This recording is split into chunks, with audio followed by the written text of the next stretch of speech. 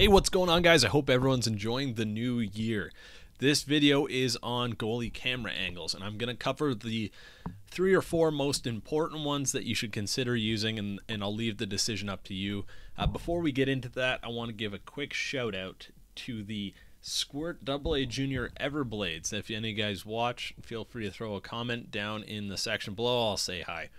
So there are 3 different types of camera angles designated by myself. There's the immersive camera angles, which are low and high. There's the in-between or hybrid camera angles, which are like fixed, action, ice. I would throw zone in there, but that's up for debate. And then there's the skater or overhead cameras, which are overhead and classic.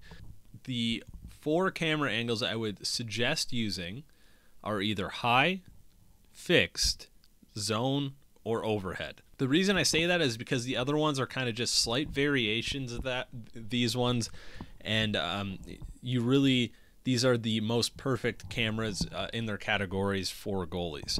Now, the one I use first, we'll go over fixed. It's new this year. We made it in studio. It's pretty awesome looking. It takes a while to get used to, but fixed, it's high enough that you can see the whole ice, and it's angled enough so that you can see the whole ice, but you can still see your goalie, and you can still see the holes you're giving up. You can see what angles you're covering, but you can also see all the open players in front of the net. When the puck goes behind the net, you can see not only the guy skating back and forth behind it, messing around, but you can see who's open in front, and this can tell you when you should be holding the post, or if that guy's covered, maybe you can come off the post a little early to try and save that cross crease.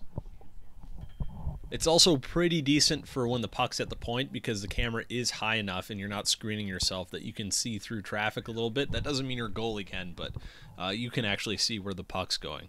The only real disadvantage to this camera angle is that when the puck goes in the corner, it's pretty slow and you can kind of lose it in there a little bit. But I don't think it's really all that important, and you're going to just get used to it. Some people also find they have trouble getting their angles down, like they find they get sniped on this camera angle when they first use it because it's not following the puck like high does. Now let's get into high. The immersive camera angle, it's the default camera angle from previous years and this year as well. It is right behind your goalie and it follows the puck. The camera moves with the puck, and that's why some people don't like it, because of all the camera movement. But it is very easy to keep track of your goalie. It is also very easy to see what holes you're giving up, and you can almost react better to passing plays just because you can react to when the puck moves. The downside is you can't see the whole ice. So if there's an open guy along the boards winding up for a one-timer, he might not be on camera, and you kind of delay your movement because you don't know where that pass is going. The other downside is definitely when the puck goes behind the net and they start skating back and forth, the camera kind of swoops up and down and up and down. It can get pretty disorienting. Of course, if you're just used to it, it's not going to be a big deal, but you also can't see people directly in front of your net either. So there's some definite advantages and disadvantages to this camera. It's my personal second favorite, but that doesn't mean it should be yours. You should try all these out yourself. Let's get into Zone. So Zone is also a new camera this year, and Zone was supposed to be like Custom 3. It's just a little bit off, I think. But every goalie I know when Custom 3 existed on old gen said they wanted to use this camera. So it's overhead on the ice. You can see the whole rink.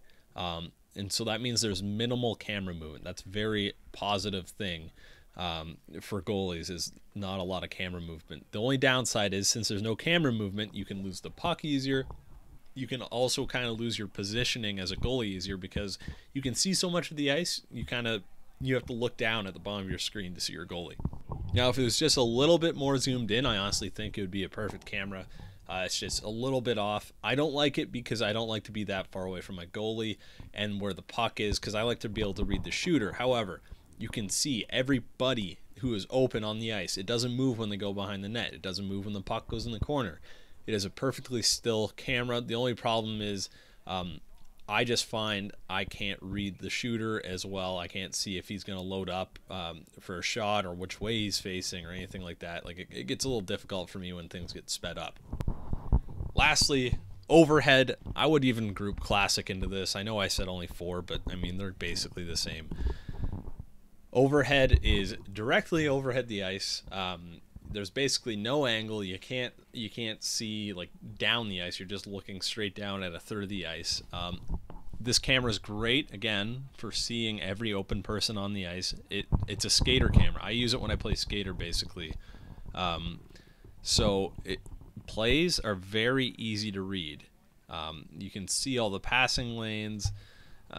And you can see who's winding up for a one-timer, and you can kind of keep track of rebounds a little better too, because you're not screening yourself. However, when a guy is skating down in from the half boards, cutting towards your net, and you can either shoot or pass, it gets very tough to read your positioning.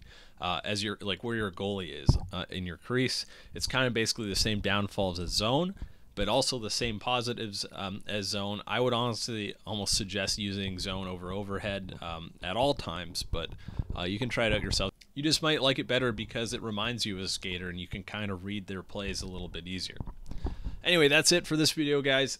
Thanks for watching. I know it's a little late for this video, but I always get asked this question. Let's just recap here. My favorite camera is fixed. It's the one I use.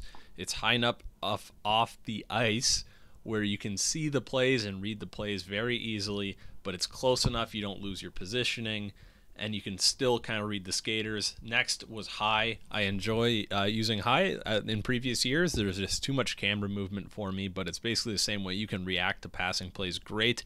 You can see where your goalie is at all times and the holes you're giving up. Zone is next.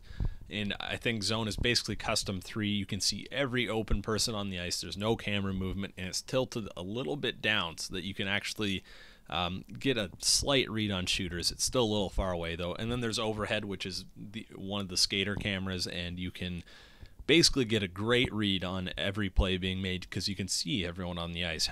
However, it is kind of difficult because you can lose your positioning. Once again, guys, thanks for watching. I'll see you next time.